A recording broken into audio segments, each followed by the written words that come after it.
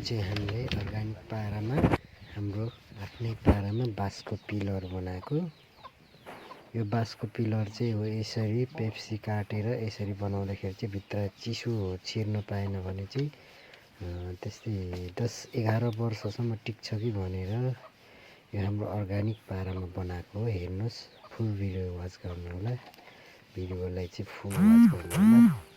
हेर्नुहोस्, यसरी टक्क काटेर पेप्सी खप्टाइ हालेर त्यसपछि आगोमा यसरी टटाएपछि ठ्याक्कै बाँसको साइजमा ठ्याक्कै मिल्न जान्छ। त्यसपछि चाहिँ पानी छिर्दैन, पानी नछिरेपछि बाँसको पिलर पनि बलियो हुन्छ भन्ने सोचले आइडिया लगाएर हामीले बनाइरहेको।